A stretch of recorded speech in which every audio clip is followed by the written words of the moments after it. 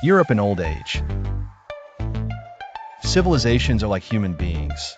They are born, they grow, they reproduce, they age, and they die. This fact has been repeated hundreds of times in history.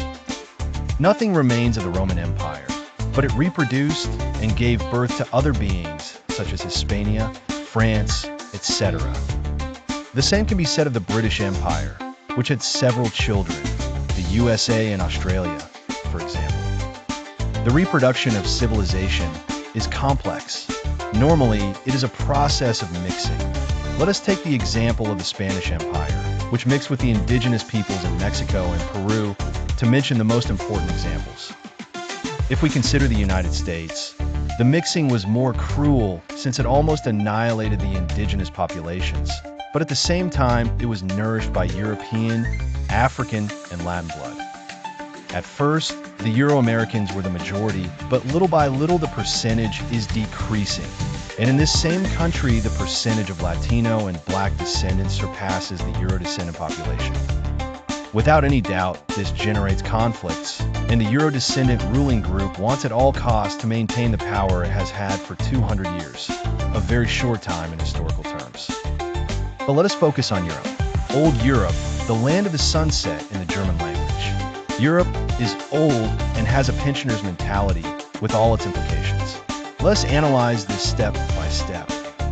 Old Europe had an adventurous life in its youth. In some way, it colonized an entire continent, America, but not only that. In its most powerful period, it conquered the entire world and imposed its power on all the continents of the planet. Then came the decline.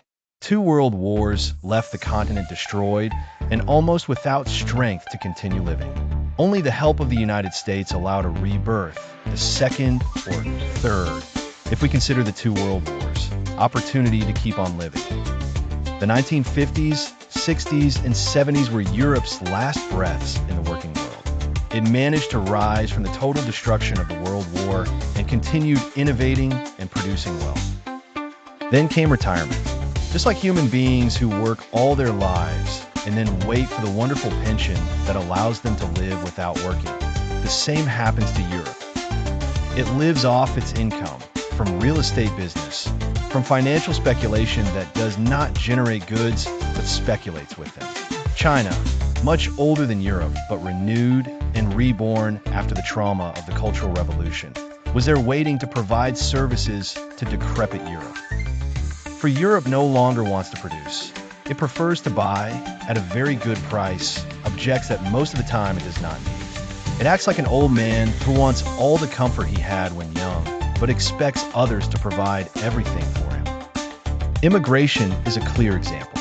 Europe needs young foreigners to fill many jobs that Europeans themselves no longer want to do. Europe has decided to live off its income from the investments it made in the past, without contributing much to the new technologies of the future. And it leads a retiree's life. Low-cost tourism, leisure in all its forms, music, cinema, sports, healthcare as much as possible. Values have also changed. They no longer seek expansion or militarism, but peace and coexistence.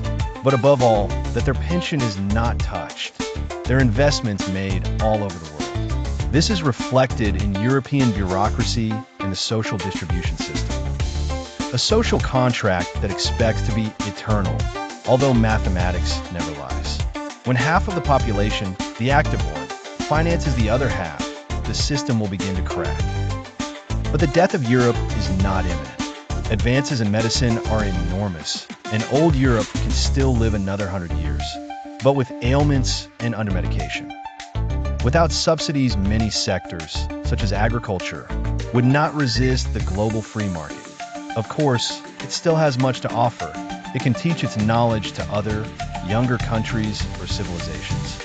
It has experience, but not the drive of youth. And how will it all end? Let's be honest, we all know it clearly, with death. But many believe in a life after death. And historically, it is like that. Civilizations disappear, but in the land where they developed, new peoples arrive who mix with the local population. Europe will die and will be reborn. In some way, it will be reborn, but it will no longer be white, but mixed